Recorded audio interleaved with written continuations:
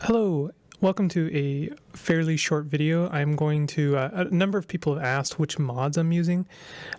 Generally for my series, it is always changing. I do check the workshop frequently, but my general rule of thumb is I never install any mods that alter the game. I guess a good rule of thumb is I don't add any mods that I couldn't add halfway through a playthrough. I gotta stop using generally. They're all quality of life mods, and they all do slight tweaking to the interface. So let's go through them real quick. So this is, well, it looks like it's died. This is the no more Magrayi horn. This basically, I think, edits the music in the Great Salt Desert to be a bit shorter, so it doesn't include the horn. It usually isn't actually enabled, but I guess it is enabled, but it doesn't actually do anything, or at least I have never made use of it. But this allows you to add a description to any item. Auto pickup daggers, that one's obvious. I usually turn that one off halfway through my playthroughs. Auto scrap has actually been made redundant. There's actually no reason for me to keep that on anymore, as the feature has been added into the game to basically turn any item into an auto scrap it when you pick it up. Blue orange alt highlights is self-explanatory. That's, I believe, for the colorblind. I like to try and make my videos a bit more accessible, but I also think it's just nicer to look at than red green. Red green just feels kind of Christmas to me, so I don't need that in my life. No one needs more Christmas in their life. Checkpoint, I can disable that now. That's a NARF mod to basically turn crank roleplay up to the max in a way. It lets you save your game at campfires. Clever Girl is probably the most game-changing mod I enable, but it allows you a greater sense of control over your followers, over your allies. Lets you basically tweak their stats, tell them what kind of skills to prioritize, tell them what mutations they should pick up, and allows you to manage their gear. It's overall a very, very good mod. Ultimately, I think it will and should be, part of the actual game mechanics, but for now it's just a really good mod. Also, with the addition of the recent discovery that you can wait until party is healed in the options, it makes this mod one of the most invaluable if you plan on having followers, which I generally do. This is not enabled. I need to disable that. Colored map pins, I would highly recommend anyone who's playing Caves of Qud, even maybe for the first time ever, to basically enable and install any mod that Hunter Z has created, because you can either ignore them completely or they're invaluable. Like, they're just some of the best mods. But in this instance, it basically just color codes the map pins so that you can better kind of differentiate what is happening on the overworld map. Copper wire auto pickup, it's pretty self-explanatory. I guess it doesn't even really matter for my playthroughs because I don't start in Jopa anymore. But this is another Hunter Z mod. This is dynamic background color. Pretty self-explanatory, just kind of makes things a little bit moodier, which I really like. Flavor of Reason is actually one of my favorite simple mods, but it basically just starts your character out with a little trinket and a little bit of backstory. The backstories have been excellent so far. Like, I haven't really seen anything. You don't get anything lore breaking. You just kind of get this very general kick out the door kind of origin story. You don't even know. You could build off of it. You could come up with your own flavor, build off of it for a story or something, or role play. But it's excellent, and you can also ignore it. And I think my favorite mods are the ones that you can ignore.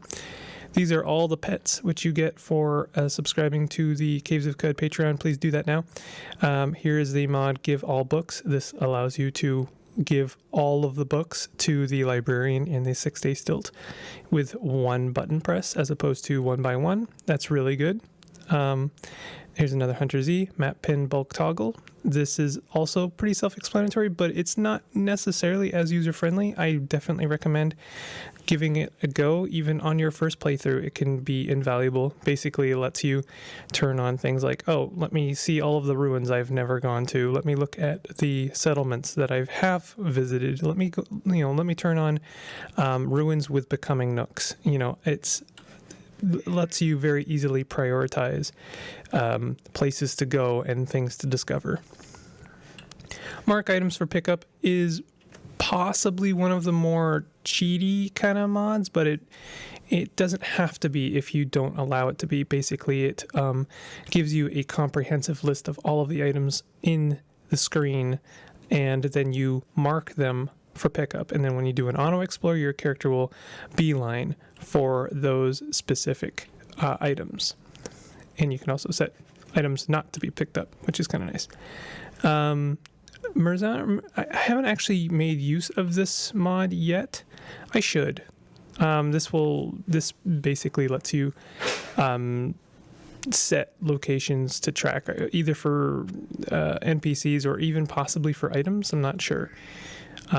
Looks like possibly both, but I really can't speak on that one. Can't really speak on this one either. I haven't noticed much of a difference. I did enable this one, but I can't. The workshop page is pretty nondescript and doesn't really tell you much, so I don't know.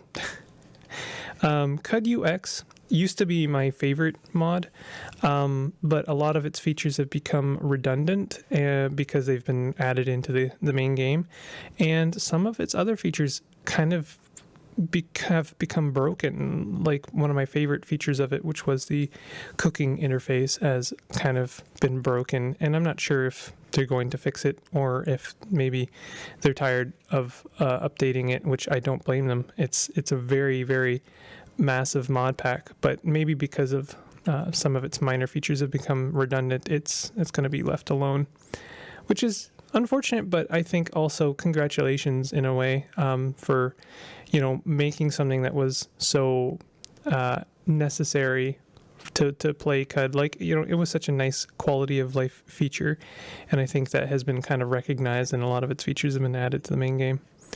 Show owner and faction. When you're interacting with an object, it'll let you know who you're upsetting, which is nice, although I haven't really made much use of it. All the same, you can ignore it very easily.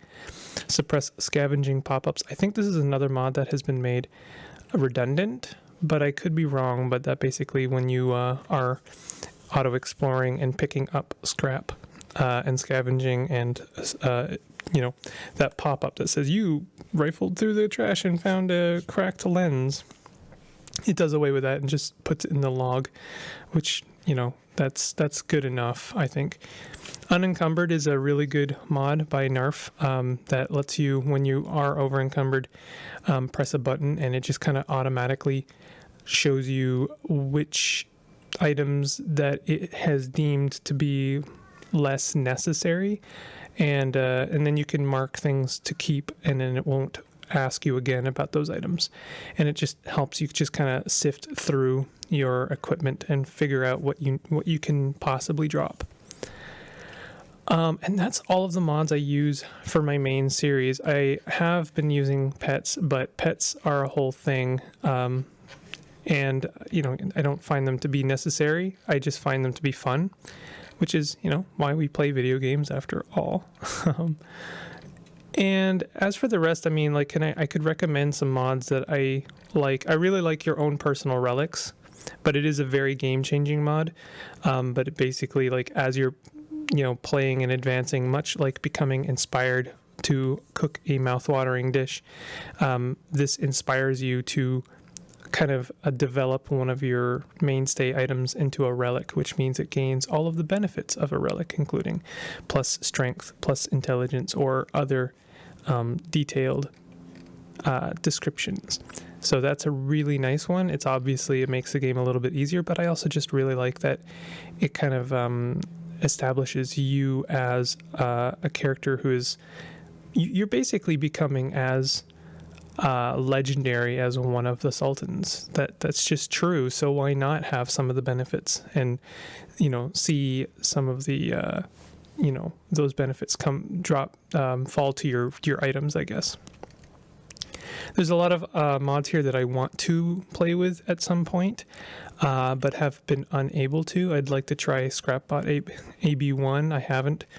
Cavesofqud is one I'd really like to play with. I know Wingy.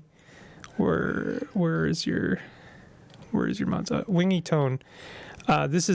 This extended mutations mod pack is, I know, one of the favorites, and Wingy is just an awesome person. I love her stuff, and her mods are just like fantastic, and I really want to play with this one at some point, but it is game changing, so it doesn't really suit my my series yet. Once I've beaten Qud, we can start talking about altering Qud in a little bit more of an inherent way. So that is all of the items that are mods that I use, and I hope this answers your question, and I will be referring to people in the future. If this list changes dramatically, I will probably do a new video, and then I can keep people posted about it. But thank you very much for your inquiries, and this will hopefully take care of everyone's problem and won't require me to type out the mods every time or paste them. But in any case, I hope you have enjoyed this. If you did, a like goes a long way, and subscribe is also super appreciated. I'll see you guys next time. Take it easy.